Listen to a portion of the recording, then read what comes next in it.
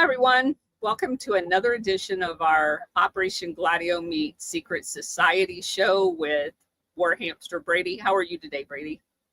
I'm doing outstanding. How are you? Great. I'm in my mobile command post. I'm broadcasting from Montgomery, Alabama, and we're excited to be here and on our way to Texas. Very good. We finally got what seems like summer weather here, and the pollens are out. And I mowed the grass yesterday. I've been sneezing. My allergies are going off the charts, so I may go off screen a couple times today, so I don't sneeze all over the camera. But that's why. So okay. Today should be a fun one. We're going to be talking about Skull and Bones alumni Judge James Boasberg. And it's going to be a long one. I think it's going to take us to this weekend next to get through it all. Because, boys, there's some fun stuff surrounding him.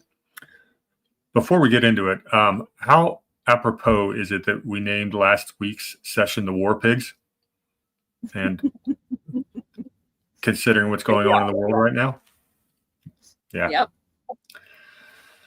And I guess we should pre-announce. Sunday night, I was asked to host on Patriot Soapbox. The show, it's on at 8 o'clock Eastern for 2 hours. It's live. For the Republic is a show. Alan Myers is a friend of mine. He usually hosts. He has got Father's Day obligations. So he's asked me to host, and I have invited the Colonel and Ghost of Base Patrick Henry to join me. Ghost is going to try to make it as early as he can. He may not be there for the whole thing, but we are going to do a sit rep and talk about this whole Iran-Israel thing. So we are not going to get into it today. But I'm sure there's going to be a lot of developments in the next 48 hours before that. So I will make sure everyone knows. Well, I'll tell you right now how to find that show. If you go to DLive TV, and you may have to create an account. It's free. Look for Patriot Soapbox, PSB, and we will be on there live at 8 o'clock Eastern. Awesome. Okay. Let's get into today's show. All right. So here is our Bonesman of the Week. I've got him right here. And understand that it's very rare that one bonesman takes an entire episode. Well, this guy, not to mention one, but two. Yeah. Well, this guy happens to be the most powerful man in America, apparently. Although I don't seem to see the judicial branch having that kind of power in the Constitution, but we'll get into that. All right. So what do we know about Mr. Boasberg? Oh, I think the title of this is going to be something like Children of the Swamp. And what you're going to notice, well, we'll get into it. So Mr. Boasberg was born. He's the Chief Justice for the U.S. District Court of D.C. He was born in San Francisco in 1963, but his family moved to D.C., Washington, D.C. the next year. His dad was a bureaucrat. He's the child of a bureaucrat. That's the beginning of this pattern. What did his dad do for a job? No, he worked at the Office of Economic Opportunity, which we've spoken about before. That was the one that was created to administer LBJ's Great Society agenda, the War on Poverty. How'd that work out? Like every other war on anything that the federal government does, it increases rather than decreases it. Exactly. Almost like that's on purpose.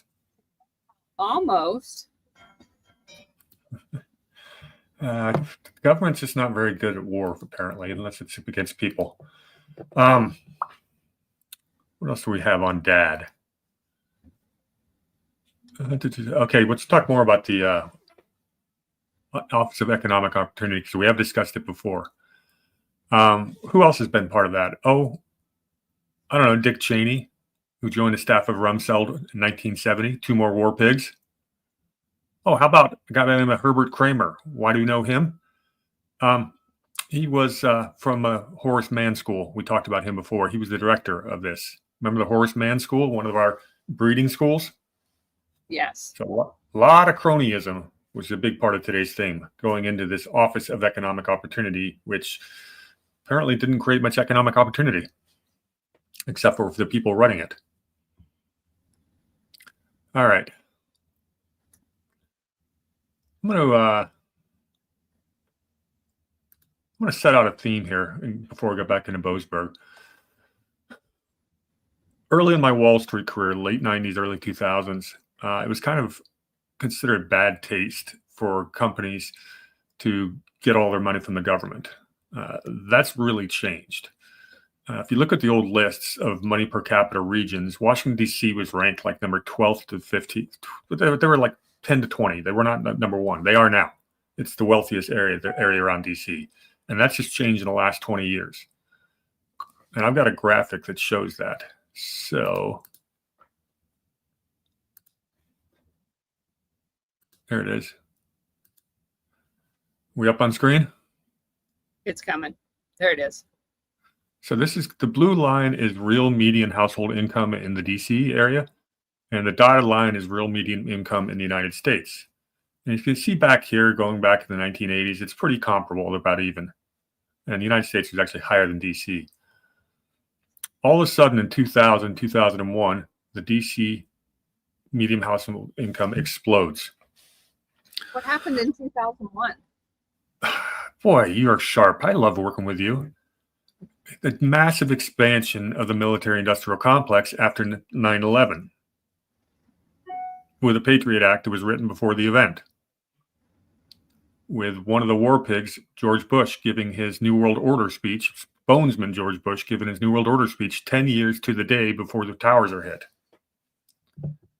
And Peter Goss, who moves on to be the CIA director, is the one that championed the Patriot Act through Congress and would be rewarded with it as the CIA director post. Yeah. But look at this gap. Household in 2023, 31,000, it's 111,000 is the median household income in DC, and the rest of the country's down at 80. And that just shouldn't happen. This kind of reminds me of Hunger Games, where everything's powered around the capital and the rest of this are just provinces. Yes. No, that's what they've turned this into. Part of the big theme today is, the colonel just nailed it. How did all the power accumulate and all the wealth in DC? It's all the lobbyists, it's the military contractors, it's all of that. And we've got to decentralize that. I mean, we're doomed. And what is 94% of DC votes Democrat? Yeah. Okay. So that's setting the groundwork for what we're talking about today. Judge Boasberg and his younger brother, Tom, who hasn't done anything of notable, doesn't even have a Wikipedia entry, they both attended high school at a place called the St. Albans School. So let's take a look at St. Albans. Okay, so it's really interesting. We talk about all these New England private boarding schools that are the feeders for the Ivy League schools, and their members all get picked for secret societies like Skull and Bones and end up in the places of power. This DC boarding school, these are the children of the bureaucrats that work for the Skull and Bones type people. And that's what we're breeding the Praetorian Guard. And if you know your Roman history, the Praetorian Guard is very powerful. Our bureaucracy is the biggest, most powerful in the history of mankind. They absolutely hate the America First agenda. These are the stay-behind units in the government that are doing everything they can to slow walk Trump's orders or sabotage it. Exactly. These are the people we're talking about. Let's take a look at the old St. Albans School, and I'll talk about it a little bit more because that's going to be our main topic here. Okay. And here we're going to go to their website.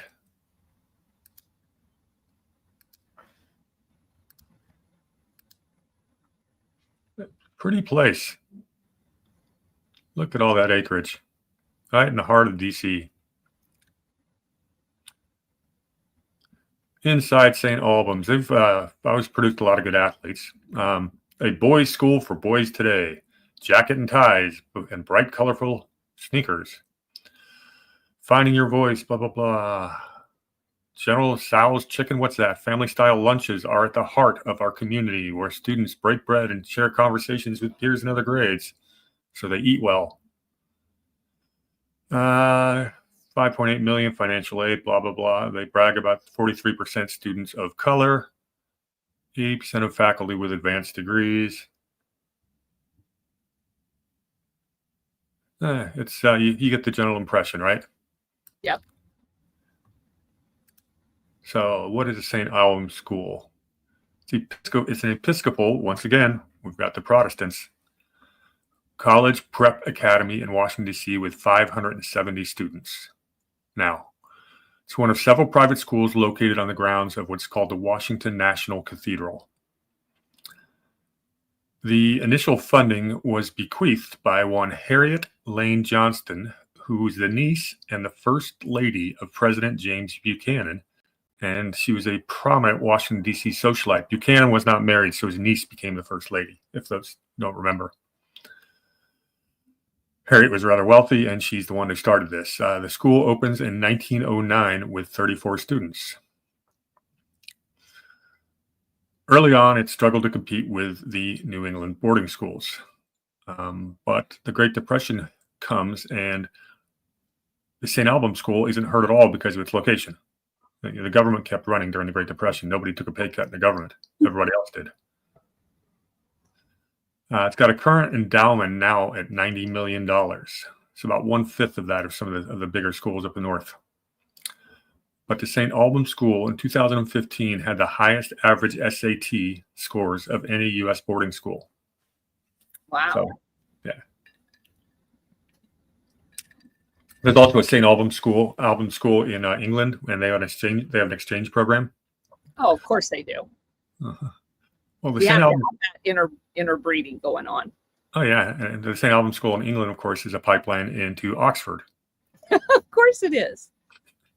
The one in England's actually Britain's oldest public school, and it's one of the oldest schools, period, in the world. So we've set the groundwork for St. Albans. You know where we're going next, right? Yeah. We're going to take a look at their alumni and what they've done. Yep. First, and I did this alphabetically off the Wikipedia page, and I did some other searches and stuff like that, found a few more. And I'm going to pull this up because, give me 1 second. First name I came to that jumped off the page was none other than Odell Beckham Jr., all-pro wide receiver. He only went there for 1 year in 7th grade, but because his school had been destroyed by Hurricane Katrina.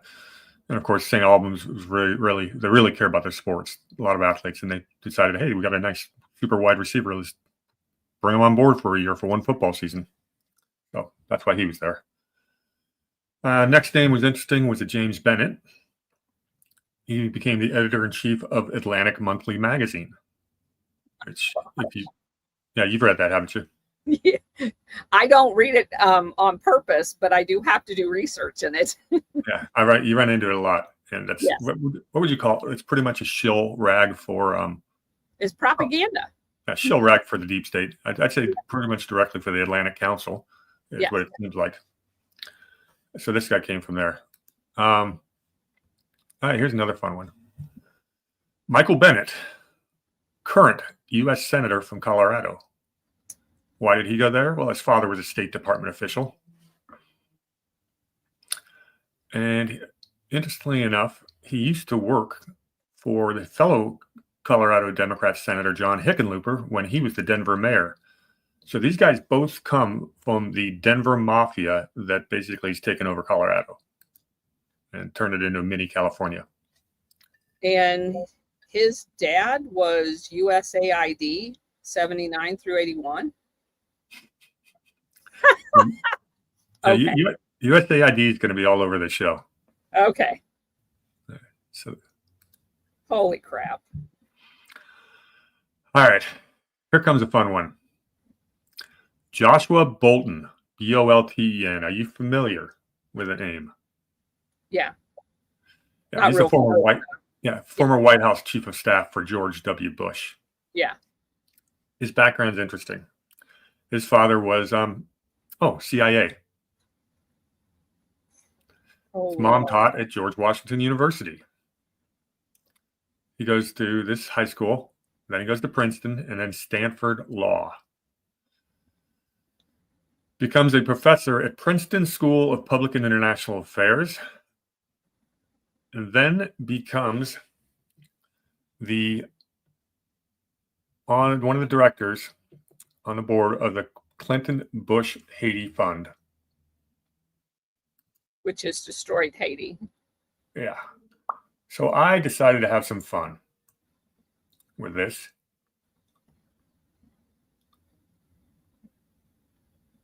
Okay, so I did a search on Grok.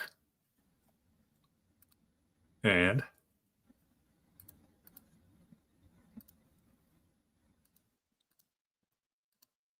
so Grok discussed the scandals at the Clinton Bush Haiti Fund, how big it was, and Joshua Bolten's role.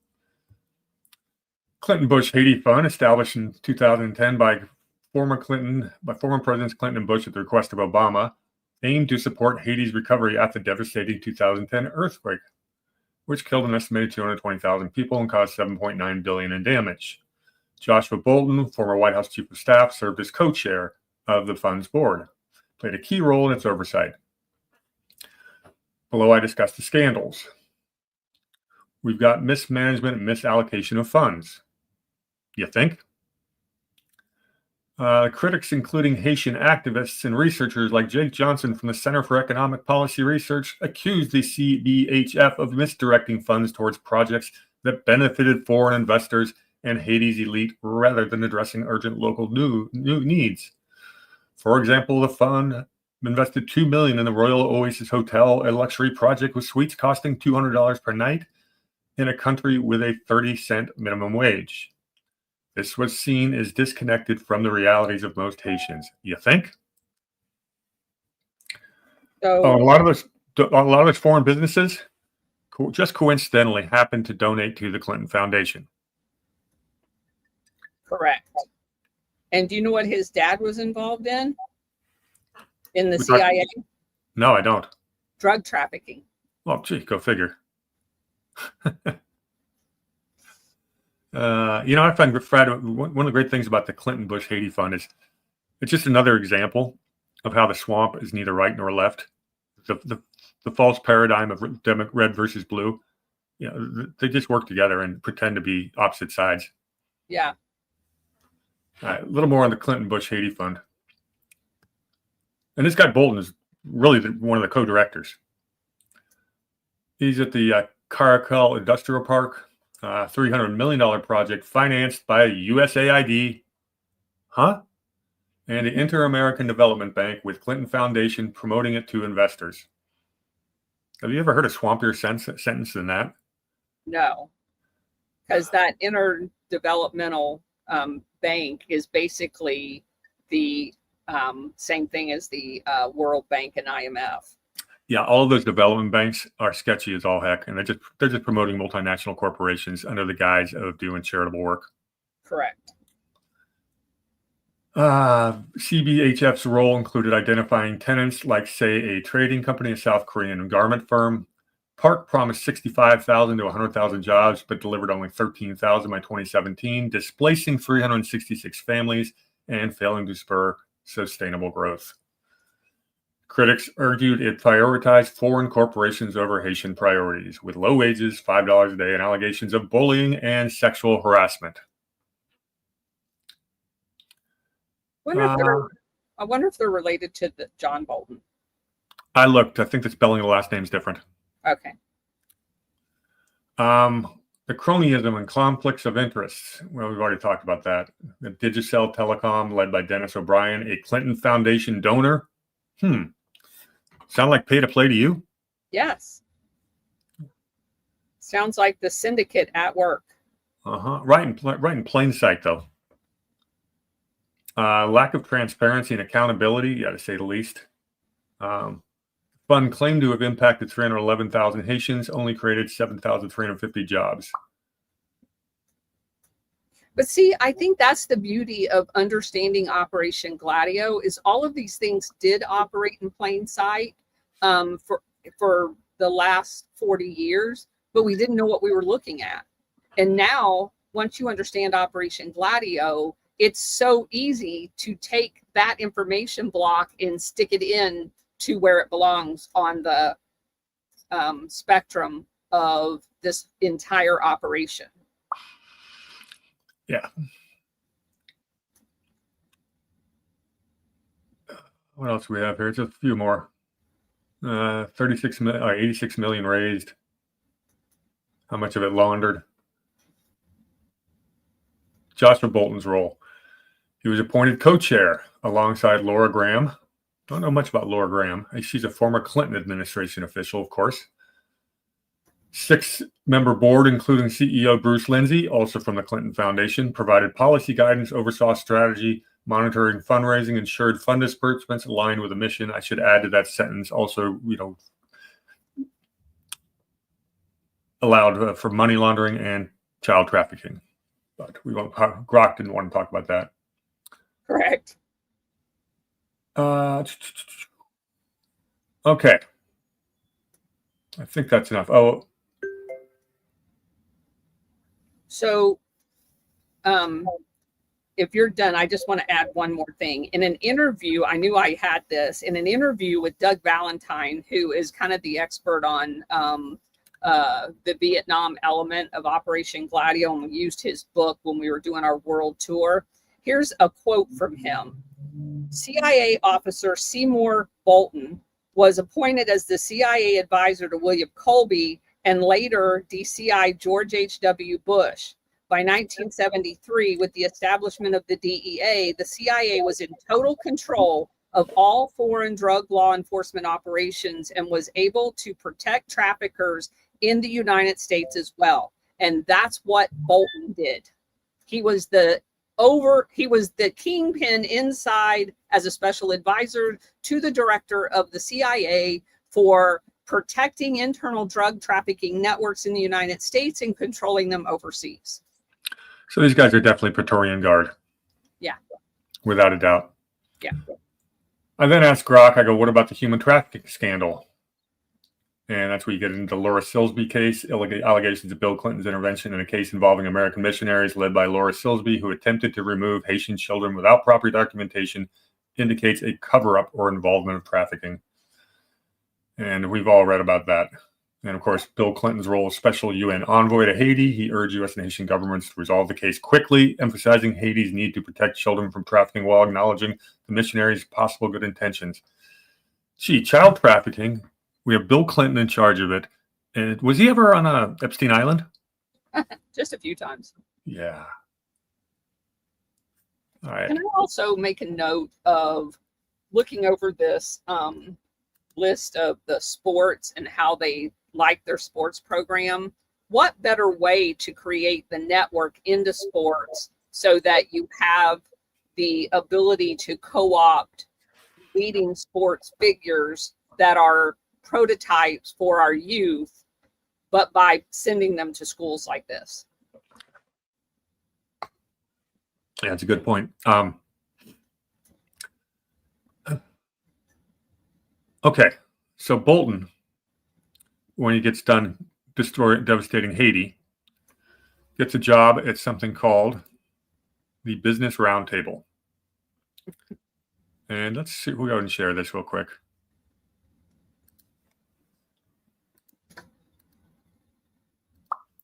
According to Wikipedia, the Business Roundtable is a nonprofit lobbyist association based in Washington, D.C., whose members are CEOs of major U.S. companies. Pretty swampy, huh? This is the apparatus that they use to divvy up the money that comes out of the National Endowment for Democracy through the chamber. So we already know there's a Republican, Democrat, and Union piece. Then there's a chamber piece. And this Business Roundtable is used because what happens is they know ahead of time where these coups are going to happen. They drive where they're going to happen. Hey, El Salvador is trying to create this FARA. Georgia's creating this FARA restriction. That's going to drastically restrict our ability to control the environment, whether it's needing unions or whatever. And you've got your politicians all under one umbrella orchestrating this entire takeover of the world. And the Business Roundtable is a critical piece of that. Very good. Very good. So it says, unlike the U.S. Chamber of Commerce, whose members are entire businesses, the business BRT members are exclusively CEOs. The BRT lobbies for public policy that is favorable to business interests. Well, no shit, Sherlock. Such as lowering corporate taxes in the U.S. and internationally, as well as international trade policy like NAFTA. So Donald Trump comes in and says, we're going to get rid of NAFTA. And all of a sudden, you've got the entire swamp and major corporations all becoming anti-Trump because he's taken away the free cookie jar. Yep. In 2019, BRT redefined its definition and of the purpose of a corporation as participating in stakeholder capitalism. All right, I got to go off on that for a second. Okay. You have got a fiduciary responsibility to your shareholders, not your stakeholders. These shareholders have a percentage of ownership in your company. Nobody else does. If you breach that fiduciary responsibility, you ought to be fired on the spot. This is a social democratic socialist concept, stakeholder capitalism. Correct. And it is entirely the fault of my hero, Thomas Jefferson, because when he wrote the Declaration of Independence, instead of using John Locke's original life, liberty, and property, he changed it to life, liberty, and the pursuit of happiness. If property was still in there, the stakeholder capitalism never would have occurred. This country was founded on protecting property rights from an authoritarian government. We have the CEOs of these major corporations are now lobbying Congress for stakeholder capitalism, basically giving away your ownership rights. If you want that is pure socialism. I'll read a little bit more. Current people on there is Chuck Robbins, the CEO of Cisco, former White House Chief of Staff Joshua Bolten, Mary Barra of General Motors, Tim Cook of Apple, and Jamie Dimon of JP Morgan Chase. A lot of corporate power there. It came from something called the March Group, founded by Alcoa chairman John D. Harper. Alcoa has been involved in some of the coups in South America the Colonel's been talking about. Well, the origins of Alcoa was involved in the fluorination of our water too. Just FYI. Very good. It's founded by retired United States Steel CEO Roger Blau. Labor Law Group study. These people were the founder was basically they were concerned about the labor movement. And they're the same people that try to pretend that they're solving poverty and have all of the workers' rights as paramount in their platform. The entire time they're sabotaging everything that they openly state they're for. Very good. Check this out. The Harper was the newly founded group's first president, followed by Thomas Murphy of General Motors, Irving Shapiro of DuPont. DuPont, of course, was involved in United Fruit. And, of course, then Clifford Garvin of Exxon, which is one of the stepchilds of Standard Oil from the Rockefellers. 2010. Seeing some connections here? Yes. In 2010, the Washington Post characterized this group as President Barack Obama's closest ally in the business community. I bet. All right. Then I got to read this sentence. On August 19, 2019, the BRT redefined its decades-old definition of the purpose of a corporation, replacing its bedrock principle that shareholder interests must be placed above all else, as defined by the 1970 conservative economist and Nobel economist laureate Milton Friedman, and promoted during the 80s in the teachings and writings of economist Alfred Rappaport. The shareholder value theory was widely adopted in 20th century North American boardrooms. The BRT statement signed by nearly 200 CEOs from major U.S. corporations in 2019 makes a fundamental commitment to all of our stakeholders, including customers, employees, suppliers, and local communities. So when they want to do something, they just redefine. Yeah, but it's really, really telling that how our corporations got so woke. This is really at the heart of that. Yes. And Joshua Bolten was leading the way, the son of a CIA guy. Who controlled the drug. Yeah. So they could control the people. Uh-huh. but it is socialism or And communism. then Whatever. they use those same people that they were drugging as pawns in their DEI. Just square that circle right there. Yep. So Bolton was class of 1972.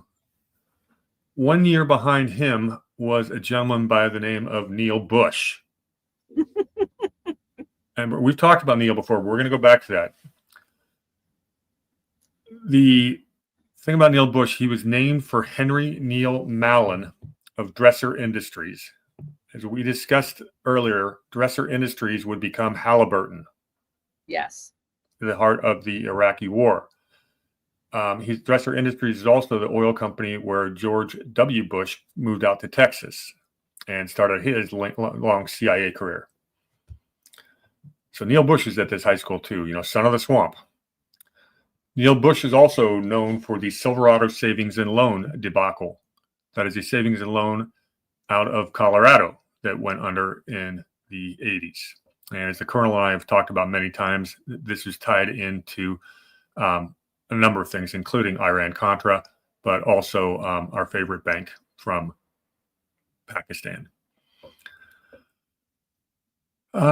He had a close relationship with Russian Boris Berezovsky, who was a big rival of none other than Vladimir Putin.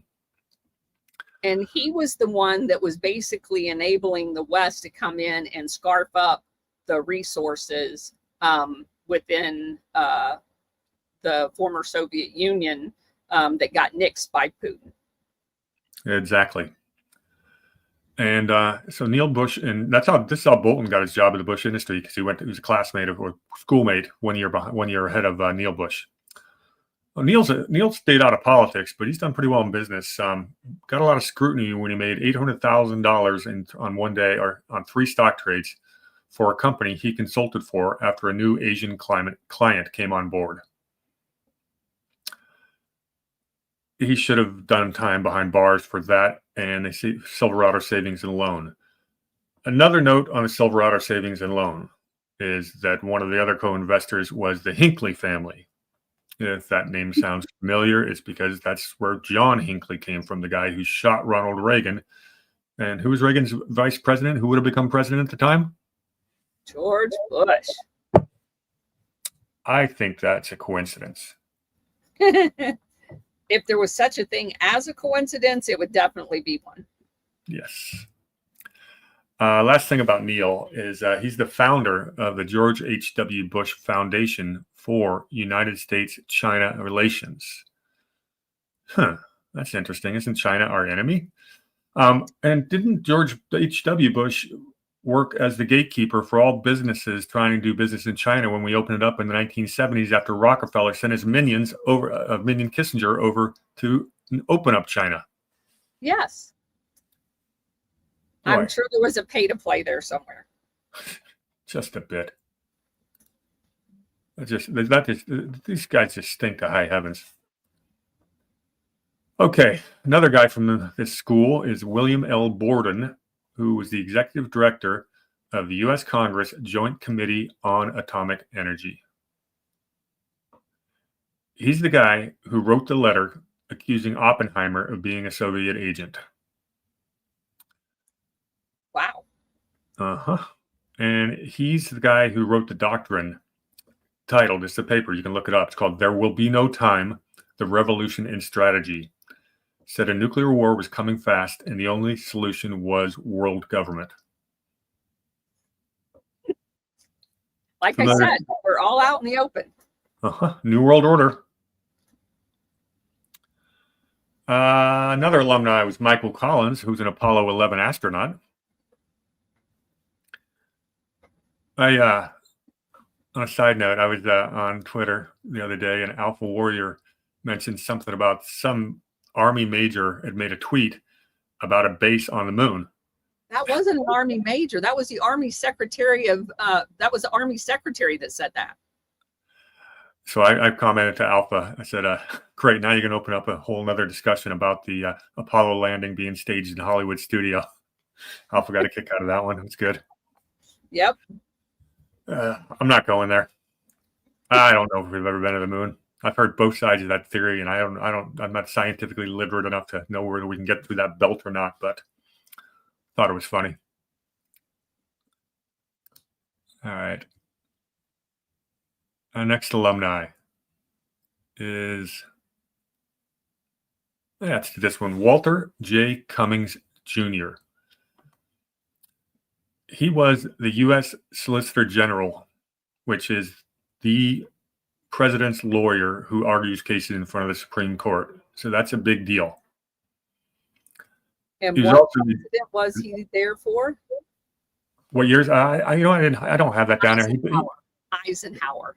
Yeah, but he was there. It was a very short time, so he didn't really argue. I think he only argued like 1 or 2 cases. Yeah, but the fact that Eisenhower appointed him meant that he was basically the gatekeeper, because Eisenhower's the one that created all the accelerated use of Operation Gladio around the world and all of these networks. And so it is critical that he was there during the Eisenhower administration, because it was as corrupt as it gets. Well, once you get this guy's background, you'll understand why that makes sense. He also later became a judge of the 7th Circuit Court of Appeals. So you get these swampy judges, and the tyrannical judiciary keeps, taking on power that the Constitution never gave them. That's really what we're staring in the face of. Right, Trump's looking at right now. So his background is from a Chicago law firm by the name of Sidley and Austin, Austin. They were paid $7.5 million to settle legal malpractice claims in the savings and loan crisis from representation of Lincoln Savings and Loan Association. They were fined by the bar for legal malpractice. This guy's firm. They also had to pay $39 million in a settlement with the IRS. So this is probably not the most reputable law firm in the world to be from. Sound like it. They're also the ones that represented Huawei after Trump set restrictions. See that China connection again? Yep. They were also the foreign agent registration lobbyist for Hikvision USA, which is a Chinese video surveillance company. Should I leave that hanging there for a bit? Yeah. Holy moly. They currently represent DJI Technologies, and they are considered a very controversial drone maker. Think that has any significance today? Yes, a little bit. He was only 36 years old when he became the Solicitor General. Holy shit. Uh-huh. It's a good thing you didn't have to argue very many cases. All right, let's look at the alumni of the law firm of Sidley and Austin. How about Utah Senator Mike Lee? Oh, that's interesting. Mike Lee came from a corrupt law firm. Okay. How about a gentleman by the name of Barack Obama was a summer associate in Chicago? Gosh. Oh, and Michelle Obama was a lawyer there. Well, now we know it's definitely corrupt. Well, you're going to love the next name I give you. Vice President of the United States, J.D. Vance. Holy shit. Are you kidding me? I am not kidding you. So you got a law firm that's represented drone makers, Huawei, which is basically a spying operation.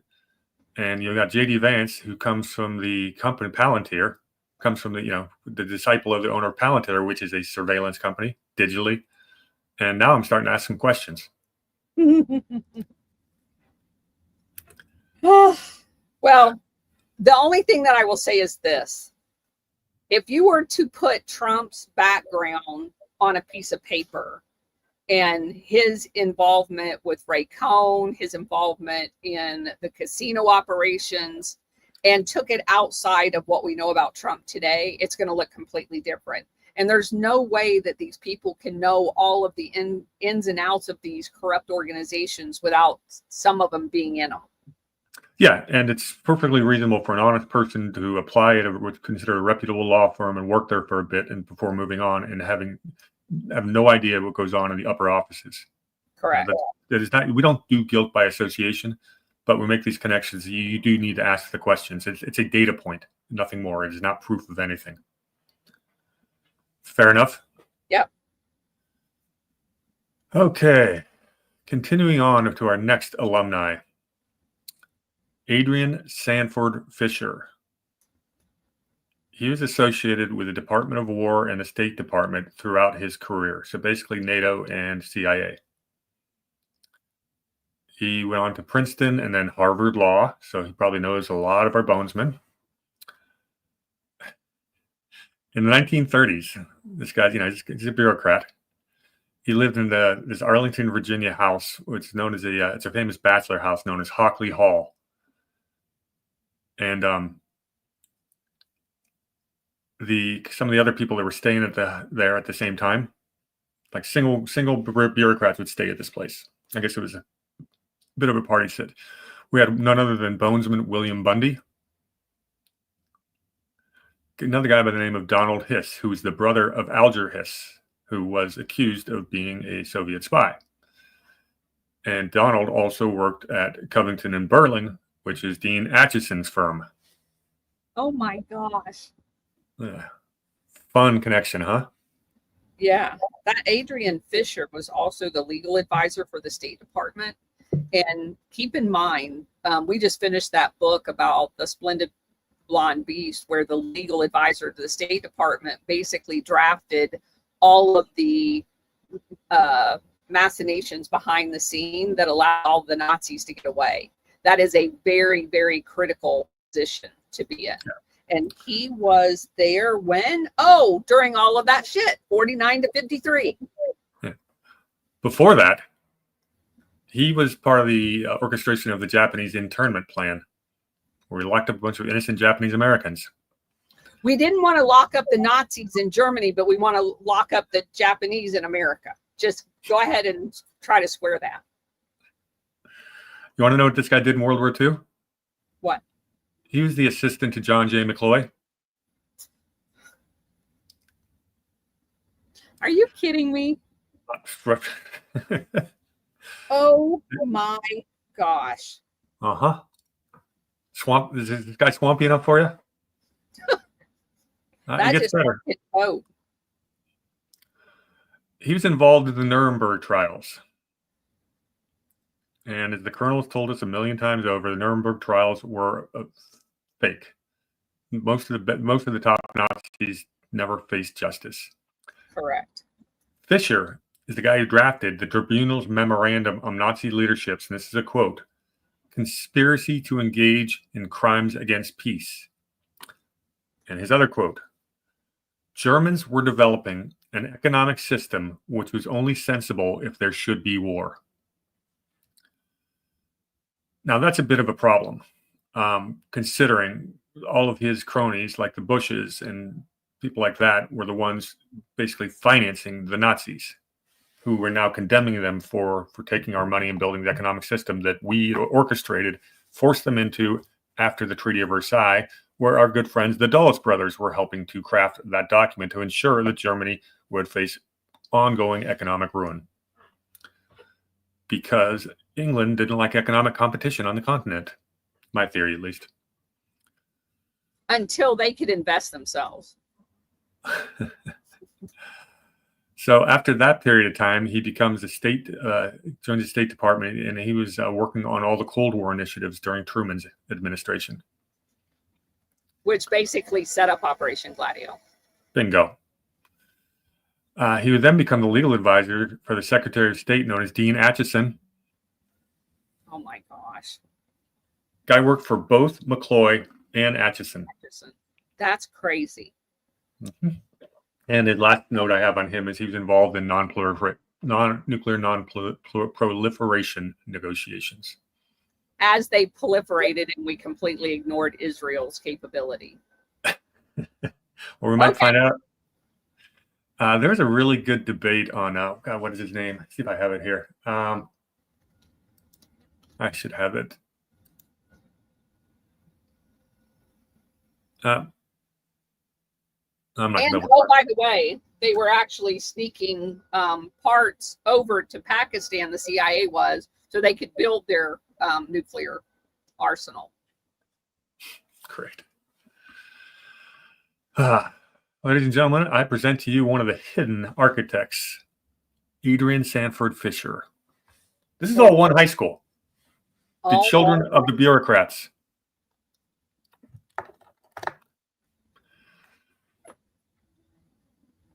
Another couple fun names are David and Tom Gardner, who are the founders of Motley Fool, which has long been an outstanding website in the investment world.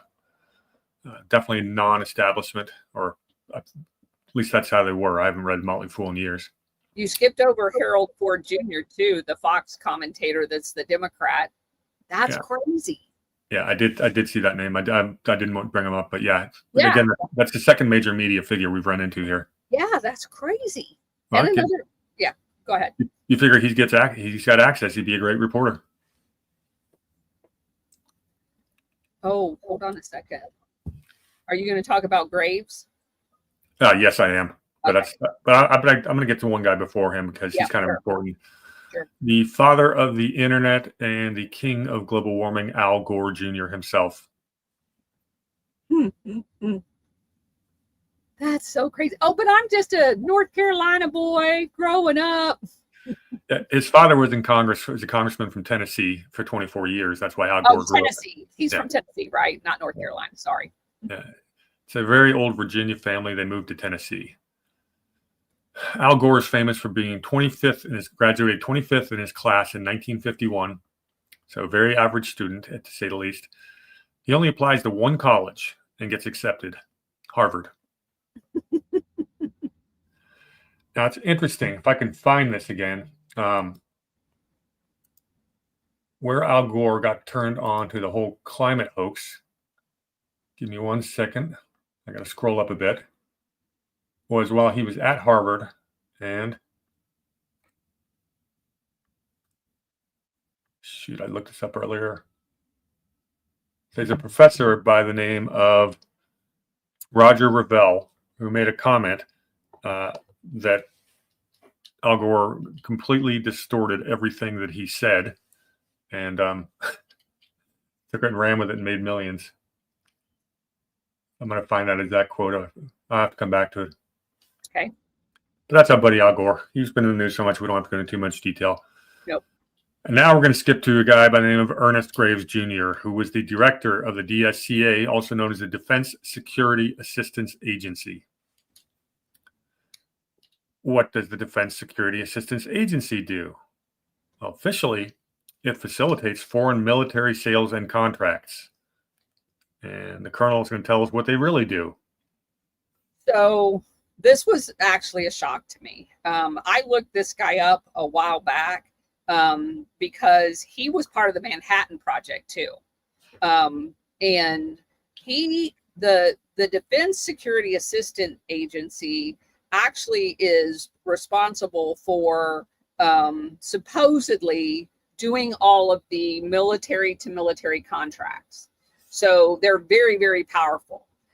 When a country comes to us and says that they want fighters, this is the belly button office at the DOD that either champions that military contract through the process or cuts it off completely. And it's what I have traced it back in looking at Operation Gladio and the military attaches, because I actually had the privilege of assigning two of the officers that I was stationed with out in Los Angeles to this organization in the military attaché program overseas. They're like acquisition officers. So we have a forward deployed guy in every embassy, and they work with the industrial and the military people. Like the two assignments that I worked was the one to Italy, to Rome, Italy, and the one to London in the U.S. Embassy in London. And so for the span of the time that they're there, and I went and visited both of them because the guy in Italy, who happened to be one of my best friends at Los Angeles, I was stationed in southern Italy when he was the Rome attaché for this mill-to-mill acquisition program. And so I know a lot more about that than a normal person would, only because two of my best friends were doing that job. And they are literally a gatekeeper, so to speak. It is their recommendations that work through the Department of Defense on up to the approval authorities. And no, the major or lieutenant colonel, in whatever case it is, isn't like the final say on any of this, but they are the ones that do the background and the justification. And anybody that understands how this process works, that's the starting point. So this Defense Security Cooperation Agency is the one that would have been working to authorize all of the supplies out through NATO to Operation Gladio. Outstanding. Good. Very good. I knew you'd have that one down pat. So Ernest Graves Jr., his father was a Pentagon officer, because of course he was. He would go on to West Point. He then commanded troops in World War II and worked as an aide-de-camp, one of the gatekeepers to a higher ranking officer. We've talked about that over and over again. So he's from the West Point Mafia. Uh-huh. He was part of Operation Sandstone, which is the nuclear weapons test at Eniwetok Atoll in the Pacific. Comes back from that and goes to MIT. One of the great breeding grounds, of course. Yes. And then becomes the liaison to NATO on nuclear power. When was he there? I don't have the year down, but this has got to be, I would have been in the 60s, because then he goes on to command the 34th Engineer Group in Vietnam. That's very interesting. Mm-hmm. Yeah. Oh, okay. Yeah, I see it now. That's crazy stuff. So he goes from being involved with the Manhattan Project to testing nuclear weapons. And it actually says that he worked with Leslie Groves, who was the guy in charge of the Manhattan Project. And it should, I guess we should probably point out that there were German scientists involved in all of this, and some of them came over here in Operation Paperclip that were not tried in the Nuremberg trials. Sticking with that theme. Yeah, it's a lot of connections going on here, huh? So 1951-ish is about, based on his profile here, it says, because then he went to MIT, so maybe 52. So, he was there during the time that Operation Gladio was getting its roots set in Europe. Holy crap. Yeah, I hadn't even gotten down that far. It's always my favorite part of these shows, when I can get a holy crap out of the colonel. Yeah, this is crazy. You have no idea how much fun when I'm doing this research. I go, okay, this will be a holy crap moment. And it's not easy anymore to get a holy crap out of me. Yeah, it's like, how are we ever surprised anymore? It's we just expect it. But Mr. Graves Jr. is not done yet.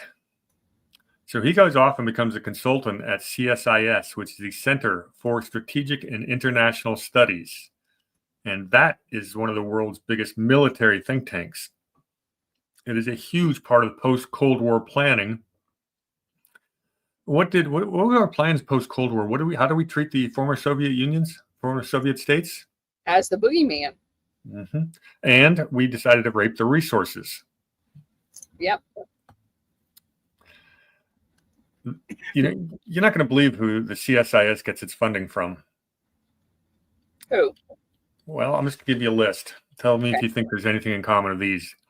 How about Northrop Grumman, Lockheed Martin, Boeing, General Dynamics, Raytheon, General Atomics? So what you're saying is they're paying for the military to develop propaganda that reinforces them getting contracts so they can continue the funding of the studies that gets them more contracts. I'll take it even a step further than that. These guys this military think tank is basically working with NATO and the CIA, et cetera, to try to start wars all over the world so that their founders, these defense contractors, can sell more weapons. Yeah, so it'd be interesting to go back in the archives and from about, I don't know, 20 years ago and look at all the crap that they wrote on Iran. Yeah. We probably ought to do that. That actually sounds like a pretty good study. We should probably do live research on CSIS because I bet there's a ton there. I bet. They do get some funding from other countries. We get the U.S., of course, gives them money, but so does Japan, Taiwan, and the UAR, United Arab Republic. Wait a minute. So all of the main players in the World Anti-Communist League?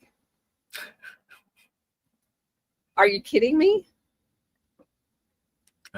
Taiwan, Japan. Oh, so this is just crazy. Yeah, I love the fact that the United Arab Republic funds a U.S. military think tank alongside our defense contractors. Yeah, I wonder what they're going to recommend we do. I think CSIS. Look at that.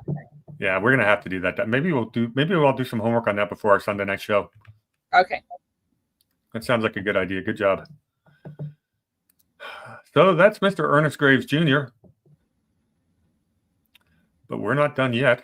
Can we just do a shout out for the one before him, Donald Graham, because he's the son of Catherine Graham from the Washington Post, is a graduate of this too.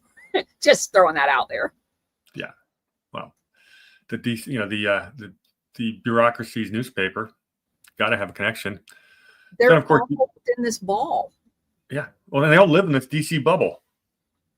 They do not live. They have this fake world that they've constructed, that where the U.S. government is always the good guys, and our foreign policy is always justified. And their whole job is to sell it to the rest of the world so they can keep getting it to the rest of the country, so they can keep getting away with their crap. And of course, that's why our next name is Britt Hume, the Fox News anchor. Of course. Oh my gosh, that's hysterical. Uh-huh. Then we've got Prince Faisal bin Al Hussein, the son of King Hussein and the younger brother of King Abdullah II. I guess his father was probably the Saudi ambassador to the United States for a while.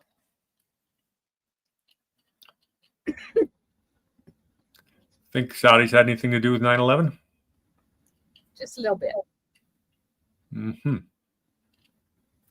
Next name I have is David Ignatius, very famous reporter from the Washington Post. Next, we've got none other than Jesse Jackson Jr. Well, wasn't David Ignatius involved in the framing up of Trump? Oh, yeah. Ignatius is one of the people he's basically a direct leaker. The Crossfire Hurricane people, where they would leak directly to him, and that's the Steele. He was pushing the Steele dossier big time. So now you know how they all know each other. Thomas Keene is next, who was a former governor of New Jersey and somehow became the chair of the 9/11 Commission. Gosh. That's interesting. Yeah, how did he get that job? Well, he's from the Keene. There's a Keene political family goes back years. His father was in the House of Representatives from New Jersey, and his grandfather was a U.S. Senator from New Jersey. Oh, and Thomas Keene's son is currently United States Rep. Thomas Keene Jr., who is in Congress. 4 generations of D.C.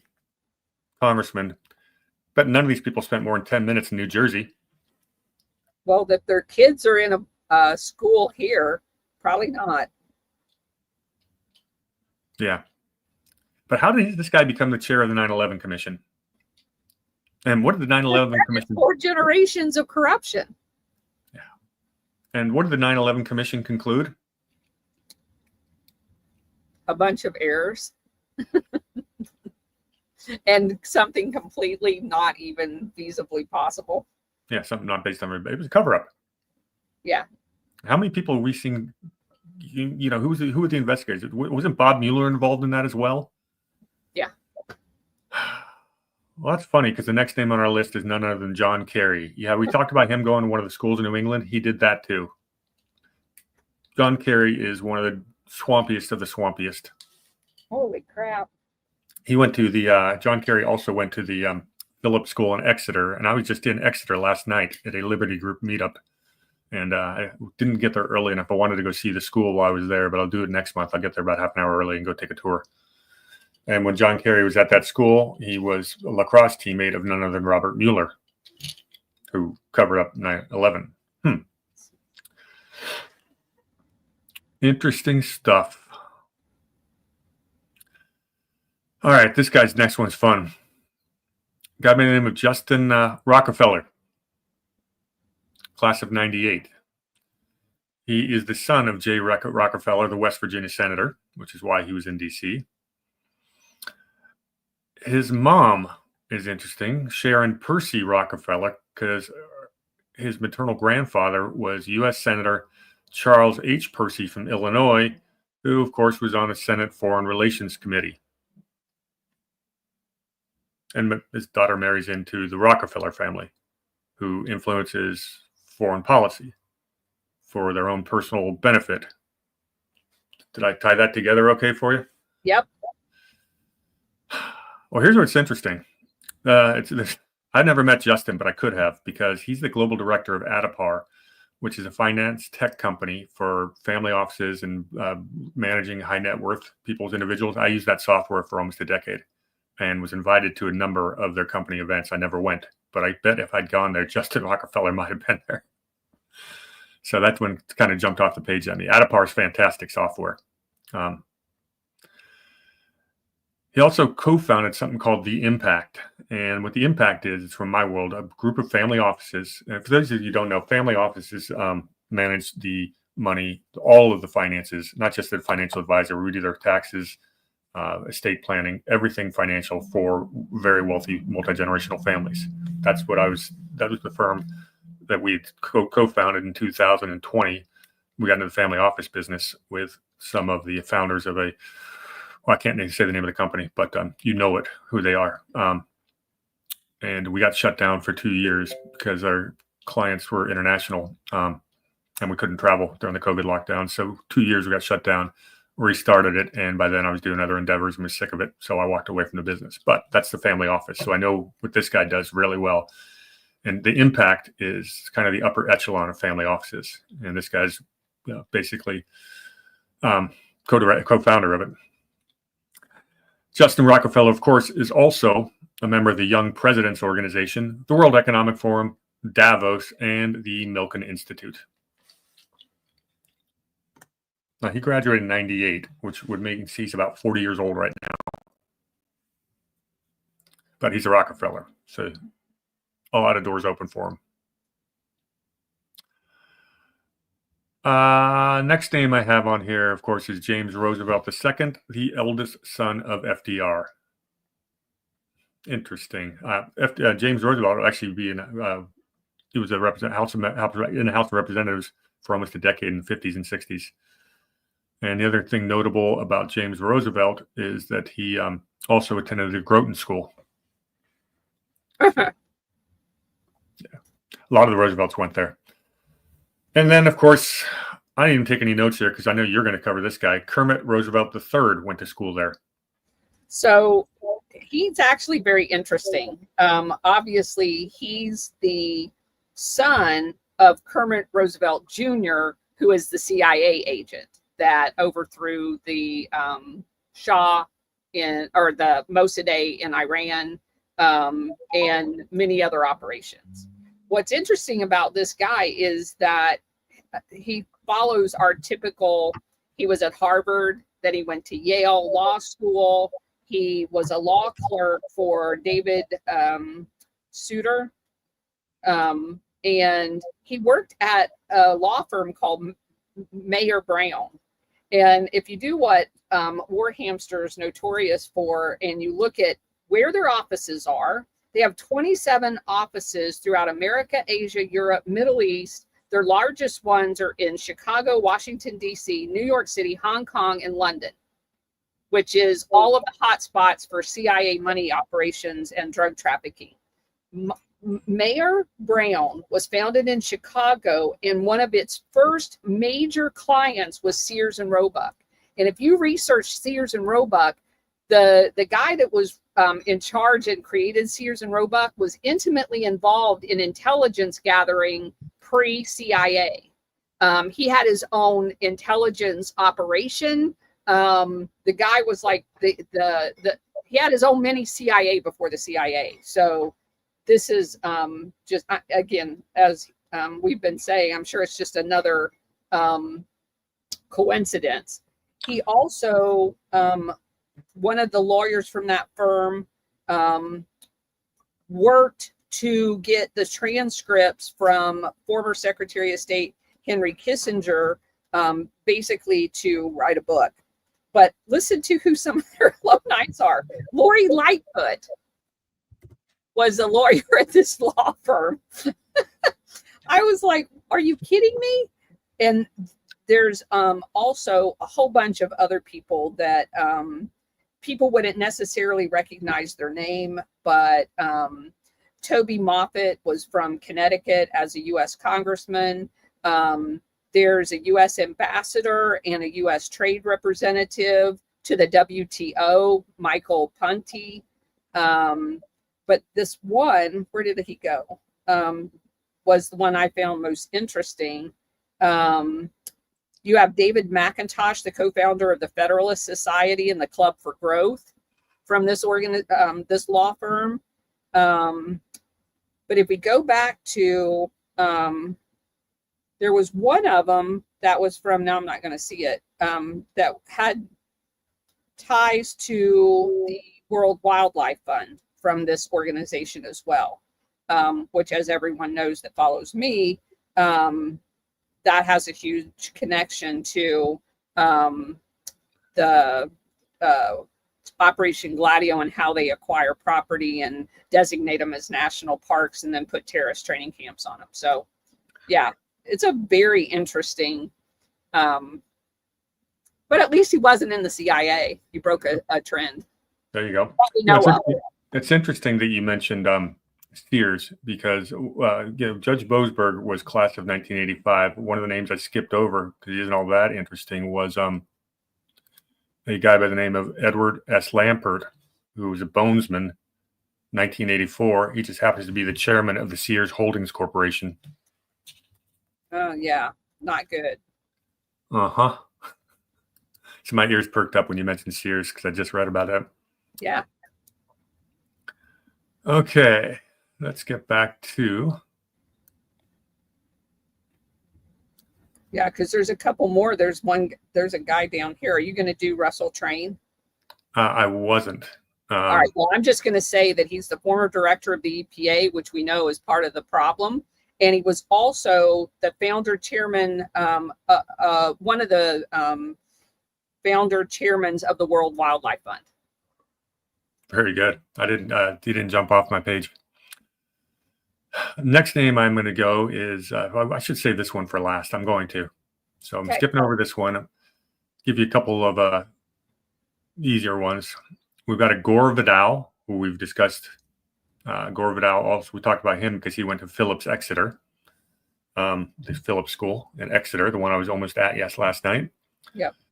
I've got a Peter Jean de Vos, who was a U.S. ambassador to the following countries: Mozambique, Cape Verde, Guinea-Bissau, Liberia, Tanzania, and Costa Rica. Wonder if he was there when they were having their coups. I didn't look that up and I didn't see it listed, but that's the question that came to my mind as well. Yeah, I'll have to look that up. It just seems that some of these people are always in the places right before everything goes down. Yeah. The second to last name that went to school there is a guy by the name of Josh Weinstein, and he is the executive producer of The Simpsons, which everybody says is the forecaster for everything that's happened because they have all of those shows. Yep, Simpsons already did it. It's actually a hilarious meme. It just comes true so often. All right, the last name we're going to do today is a William Steiger. Why do we know him? Well, he was the chief of staff for the USAID. And this chief of staff is the gatekeeper. So you want to get some handouts from USAID, you got to have this guy on speed dial. Why is he in D.C. to go to school here? Because his father was in the House of Representatives from the state of Wisconsin. He also, there's a few other connections. This connects to a couple of our other themes. Steiger was a Henry Luce Scholar in the Philippines. Henry Luce, of course, Skull and Bones. Philippines, well, we've been talking about the Philippines ad nauseum for 2 years. Right. Oh, when was he there? 95 to 96. Oh, that's very interesting. Uh-huh. And he's the godson of former President George H.W. Bush. Yes, he is. What the hell? Uh-huh. Did you mention that his mom was the former chair of the Federal Trade Commission? I was going to get there. Holy crap.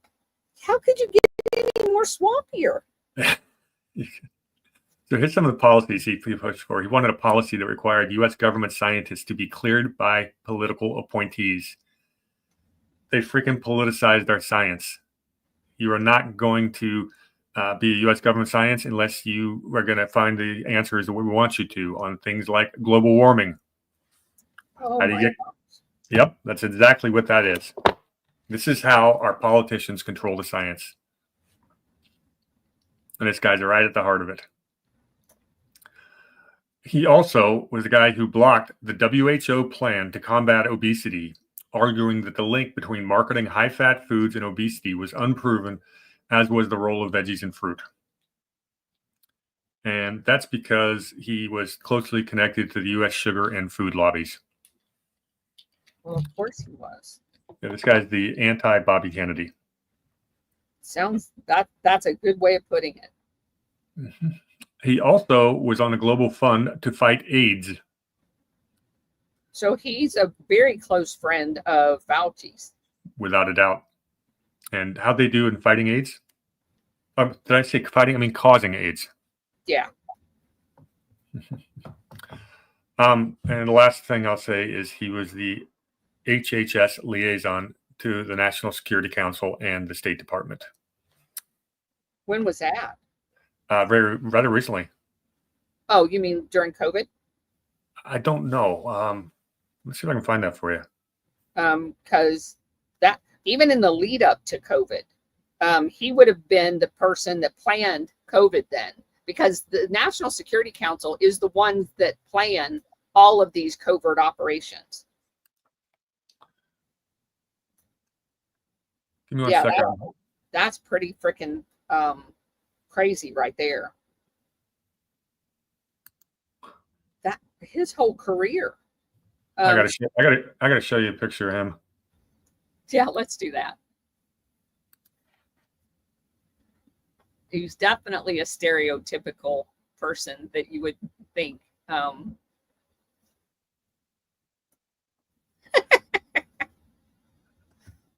He was let's see, he was in the Health and Human Services during the Bush administration with a portfolio that included HIV, AIDS, malaria, avian flu, and pandemic influenza preparedness.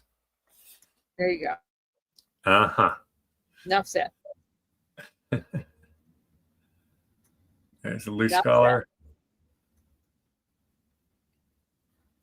Later served as the U.S. member on the executive board of the World Health Organization, president of the executive committee of the Pan American Health Organization, U.S. member and alternate member of board of directors of the Global Fund to Fight AIDS, Tuberculosis, and Malaria. He acted as HHS Secretary's liaison to the National Security Council, the Department of State, and the USAID. So he is definitely one of those shadow government kind of guys that floats in the background. And I want to explain to people just how crazy this is. So this guy is so close to the Bush family that he is the godson of the former CIA director,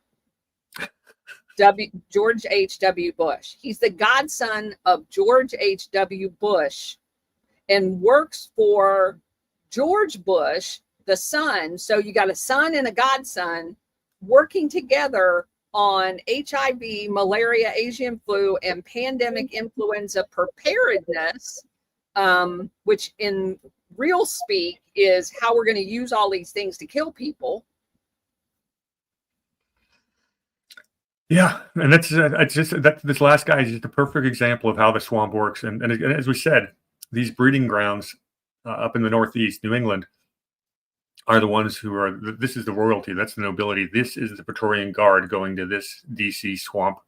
Uh, Yeah, that's the best way to describe it. Yep. Ladies and gentlemen, today's topic is Judge James Boasberg, and the reason he's so controversial is he always rules in favor of the deep state, and he went to this same high school as all these other characters. We didn't even get into all of Boasberg yet because I wanted everyone to understand why he is who he is, and I think this episode really mapped it out. This is the Praetorian Guard. Yeah, you don't get and one of the other people I noticed here is the Marriott Jr. guy, Bill Marriott Jr. went here. You cannot put all of these people together in one place and think that they're going to fall very far from that tree. No. And it also, having gone there and having the connections from school days, it opens up every door you want. And I think the other thing that really illustrated today is it's both sides of the aisle.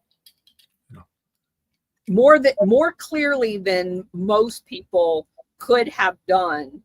This one school has both feathers of the same bird.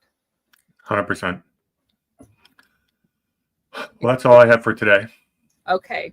You did a fantastic job. Well, thank you. So did you. Crazy. That's crazy. Yeah. Okay. Well, that set the stage for our next show next week, where we're going to dive even deeper into Judge Boasman's background. So you mentioned that we have the show on Sunday. What time is that again on East Coast time? It's from 8 to 10 Eastern on Sunday night. Go to D-Live TV. It's D-Live, I believe. And look for Patriot Soapbox. And again, I don't think you need an account, but you may want to log in just a few minutes early if you do.